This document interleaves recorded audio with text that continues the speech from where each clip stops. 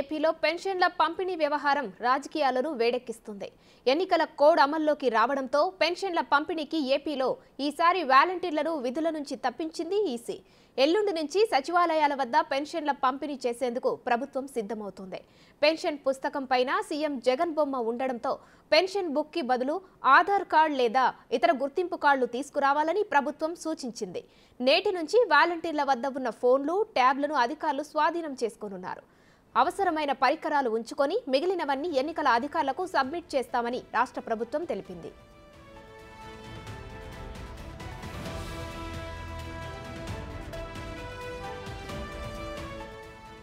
పంపిణీ మొత్తం పూర్తయ్యేసరికి 10 రోజులకు పైగా పడుతుందని ప్రభుత్వం చెబుతుంది. ఇప్పుడు ఇదే ఏపీ రాజకీయాల్లో హాట్ టాపిక్ గా మారింది. పెన్షన్ల పంపిణీపై సీఎస్కు లేఖ రాశారు చంద్రబాబు. ఖజానాలో నిధులు లేవని, కారణం చెప్పొద్దని, వెంటనే పెన్షన్లకు నిధులు కేటాయించి ఇంటి వద్దకే వెళ్లి పంపిణీ చేయాలని చంద్రబాబు సూచించారు. వాలంటీర్ల వ్యవస్థకు తామెక్కడా వ్యతిరేకం కాదని స్పష్టం చేశారు.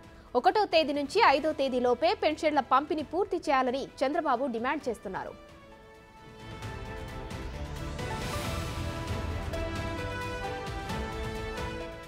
మరోవైపు ఏపీసీసీ అధ్యక్షురాలు షర్మిల కూడా ప్రభుత్వ ప్రధాన కార్యదర్శికి ఫోన్ చేశారు. 2 రోజుల్లో పెన్షన్ల పంపిణీ పూర్తి చేయాలని కోరారు.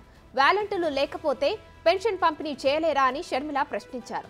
పెన్షన్ల పంపిణీ 2 రోజుల్లో పూర్తి చేయకుంటే సీఎస్ కార్యాలయం వద్ద ఆందోళన చేస్తామని హెచ్చరించారు షర్మిల.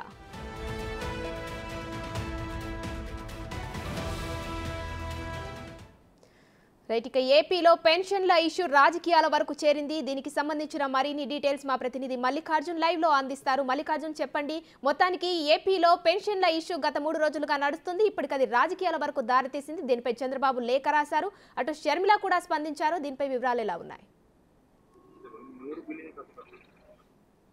ఏదైతే పెన్షన్ల పంపిణీకి సంబంధించి ఏదైతే రాజకీయ రంగు పులుపుతుందని కూడా చెప్పుకోవచ్చు. ప్రధానంగా వాలంటీర్లకు సంబంధించి కేంద్ర ఎన్నికల సంఘం ఏదైతే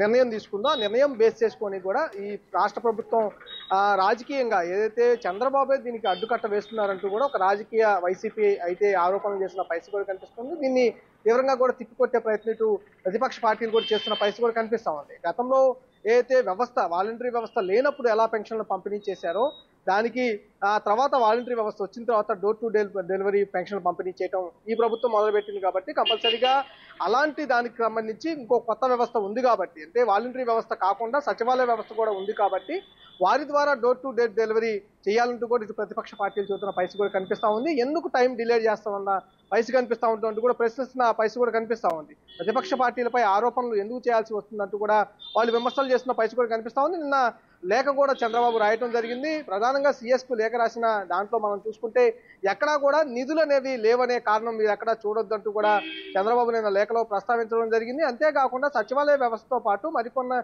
అధికారుల వ్యవస్థలు ఉన్నాయి కాబట్టి వాటిని కూడా వినియోగించి డోర్ టు డోర్ డెలివరీ చేయొచ్చు అంటూ కూడా సూచనలు కూడా ఆయన చేయడం జరిగింది. అంతేకాకుండా షర్మిల కూడా స్వయంగా సీఎస్కు జవహర్ రెడ్డికి ఫోన్ చేయడం జరిగింది. ఫోన్ చేసి సచివాలయ వ్యవస్థకు సంబంధించి ద్వారా కూడా మీరు పెన్షన్లు పంపిణీ చేయొచ్చు కదా, వాలంటరీ వ్యవస్థను ఒక్కదాన్నే మీరు ఎందుకు ఇలా యూజ్ చేస్తున్నారంటూ కూడా ఆమె ప్రశ్నించిన పరిస్థితి కూడా కనిపిస్తా ఉంది. 2 రోజుల్లో మీరు పెన్షన్లు పంపిణీ చేయకపోతే కనుక ఆందోళన చేస్తామంటూ కూడా ఆమె హెచ్చరించిన పరిస్థితి కూడా కనిపిస్తా ఉంది. ఎందుకంటే గతంలో నగదు స్వయంగా అకౌంట్లో నుంచైనా వేయొచ్చు కదా అని ఒక ఆప్షన్ కూడా వాళ్ళు ప్రతిపక్ష పార్టీలు చూపిస్తున్న పరిస్థితి కూడా కనిపిస్తుంది. వాలంటరీ వ్యవస్థ మీద ఏదైతే హైకోర్టు ఇచ్చిన ఉత్తర్వులు కావచ్చు, అలాగే సిటిజన్ ఫర్ డెమోక్రసీ ఏదైతే ఫిర్యాదు చేసిన నేపథ్యంలో ఈ కేంద్ర ఎన్నికల సంఘం సంబంధించి నిర్ణయం తీసుకున్న నేపథ్యంలో ప్రతిపక్ష పార్టీలకు ఎలా అండగడతారంటూ కూడా ఇటు ప్రతిపక్ష పార్టీలు కూడా ప్రశ్నిస్తున్న పరిస్థితి కూడా కనిపిస్తా ఉంది.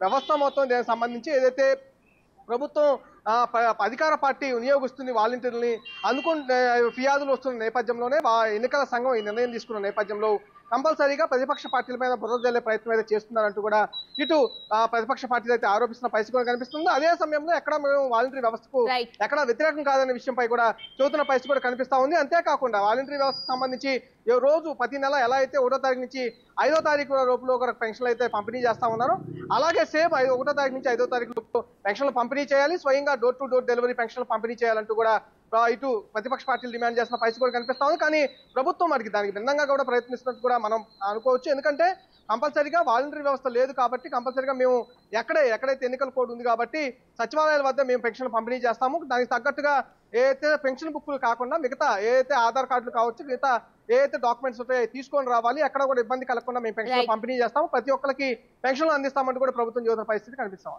Right, thank you Mallikarjun.